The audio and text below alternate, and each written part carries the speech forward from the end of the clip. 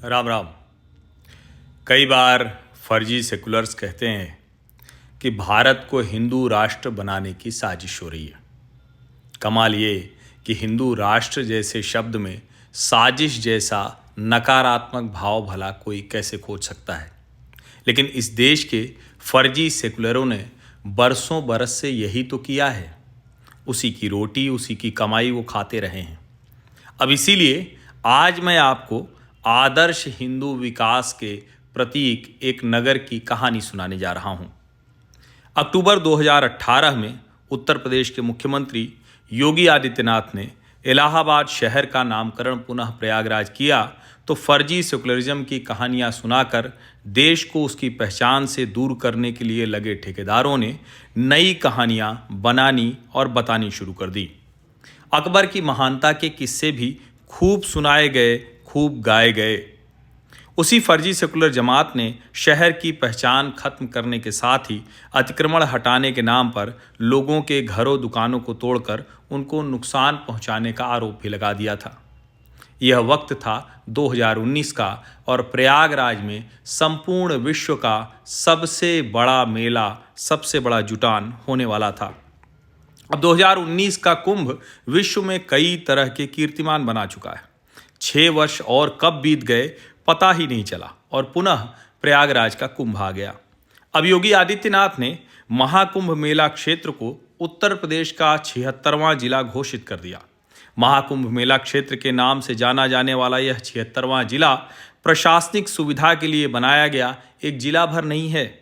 उत्तर प्रदेश का यह 76वां जिला आदर्श हिंदू विकास के एक प्रतीक के तौर पर देखा जाना चाहिए और इसे संपूर्ण भारत में हिंदू विकास का आधार बनाया जा सकता है। प्रयाग शहर, जिसे बीच के कालखंड में इलाहाबाद के नाम से जाना जाता था, उसके बारे में धर्मवीर भारती ने गुनाहों का देवता में लिखा था, अगर पुराने जमाने की नगर देवता और ग्राम देवता की कल्पनाएं आज भी मान्य होती तो मैं कहता कि इलाहाबाद का नगर देवता ज़रूर कोई रोमांटिक कलाकार रहा होगा। ऐसा लगता है कि इस शहर की बनावट, गठन, जिंदगी और रहन सहन में कोई बंधे बंधाए नियम नहीं है, कहीं कोई कसाव नहीं। हर जगह एक स्वच्छंद खुलाव, एक बिखरी हुई सी अनियमितता। बनारस की गलियों से भी पतली गलियां और लखनऊ की सड़कों से भी चौड़ी सड़कें। यॉर्कशायर और ब्राइटन के उपनगरों का मुकाबला करने वाले सिविल लाइंस और दलदलों की गंदगी को मात देने वाले मोहल्ले।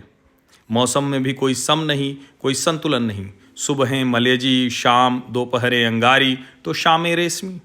धरती ऐसी कि सहारा के रेगिस्तान की तरह बालू भी मिले और मालवा की तरह हरे भरे खेत भी मिले और ऊसर की परती की भी कमी नहीं। सचमुच लगता है कि प्रयाग का नगर देवता स्वर्ग कुंजों से निर्वासित कोई मनमौजी कलाकार है जिसके सृजन में हर रंग के डोरे हैं। धर्मवीर भारती ने जब गुनाहों के देवता में यह लिखा था तब लिखा था, लेकिन कमाल की बात यह, उसके बाद सब बिगड़ता चला गया। वही फर्जी सेकुलरिज्म का राग गाने वाली सरकारें लगातार रहीं, जिनको हिंदू आस्था, हिंदू प्रतीक, हिंदू चिन्ह और हिंदू प्रयाग से भी एक तरह से थोड़ी नाराजगी सी थी। पसंद नहीं करते थे वो, और उनका नापसंदगी का भाव खुलकर नजर आता था। लगता ऐसे था कि किसी तरह से बस माघ मेला बीत जाए, कुंभ मेला बीत जाए, किसी तरह से खत्म हो जाए, एक आंकड़ा बन जाए, कुछ पैसे बन जाए, कुछ गंगा मैया के नाम पर कमाई हो जाए, कुछ झोलियां भर जाए, कुछ भ्रष्टाचार हो जाए। लेकिन शहर के हिस्से क्या आता था? वही अंधेरा, वही रोशनी, वही टूटी सड़कें, वही टूटे फुटपाथ, वही बरसों बरस के अंग्रेजों के बनाए हुए डॉट पुल, वही अतिक्रमण से आधी हो गई सड़कें। लेकिन 2019 के कुंभ ने सब कुछ बदल कर रख दिया और अब जब 2024 का ये कुंभ हो रहा है तो एकदम ही बदल गया है।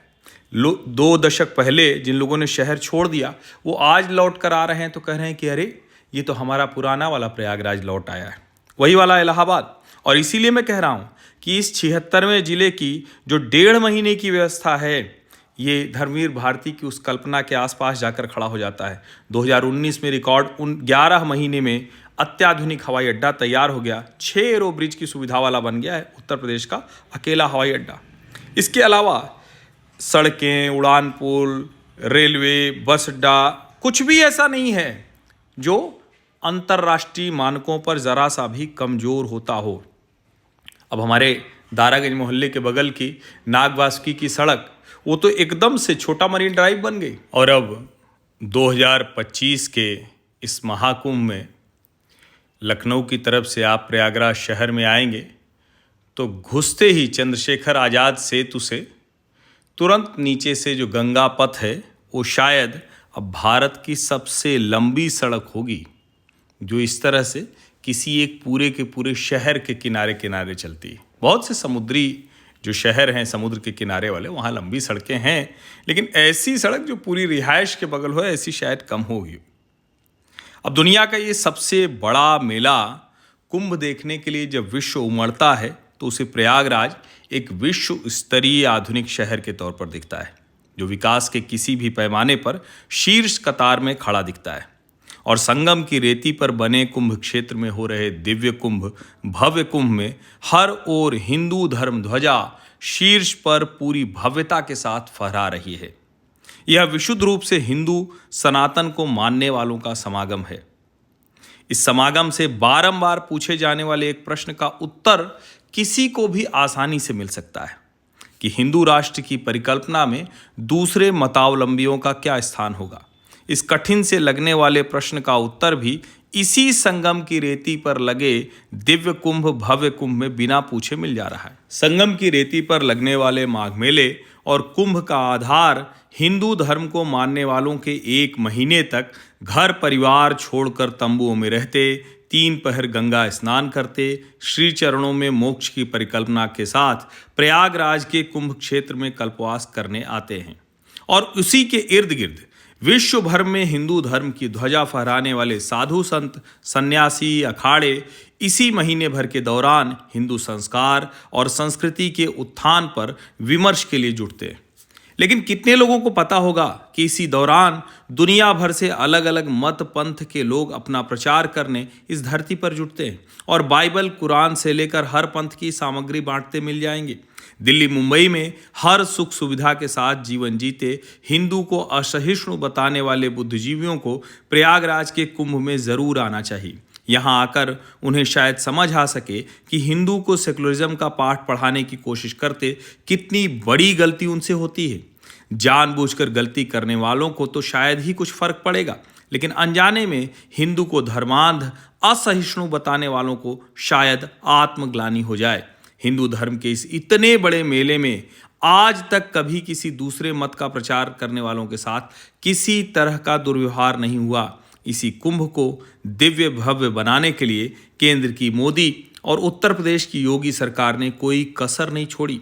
दुनिया भर से आए लोगों को विकास के साथ भारतीय संस्कृति का अद्भुत दर्शन हो रहा है। आधुनिक शहरों के बसने और यातायात की व्यवस्था को लेकर भी उत्तर प्रदेश का 76वां कुंभ मेला क्षेत्र आदर्श प्रस्तुत करता है। प्रतिवर्ष लगने वाले माघ मेले में प्राचीन काल से जिस तरह से कल्पवासियों और माघ मेला क्षेत्र में आने वालों के लिए शहर बसाया जाता है, उसी तर्ज पर आधुनिक शहरों में चंडीगढ़ और नोएडा के बसाने की बात कही जा सकती है। पूरे मेला क्षेत्र में एक स्थान पर जाने के लिए कई तरफ से चकर्ड प्लेट पर बने रास्तों से पहुंचा जा सकता है। एक स्थान पर पहुंचने के लिए कई रास्ते होते हैं। रास्तों के साथ ही कल्पवासियों, आश्रमों और अखाड़ों के साथ रामलीला, कृष्ण लीला, प्रवचन, प्रदर्शनी के लिए चयनित स्थान भी ऐसे होते हैं कि गांव देहात से आए कम पढ़े लिखे लोगों तक को वहां पहुंचने में किसी तरह की कोई परेशानी न हो। फिल्मों में भले ही कुंभ में बिछड़ना ज्यादा दिखाया जाता है, लेकिन सच यही है कि कुंभ में बिछड़ गए लोग थोड़ी ही देर में आसानी से मिल जाते हैं, और वो तब भी जब आज का आधुनिक युग नहीं था, मोबाइल नहीं था, संचार क्रांति नहीं थी। कमाल की बात यह भी है कि इस मेले में खो जाने पर सब मिल जाते हैं। कल्पवासी अपने पंडा पुरोहित के यहाँ रहते हैं और इन पंडों पुरोहितों को खोजने में अधिक उपक्रम नहीं करना पड़ता।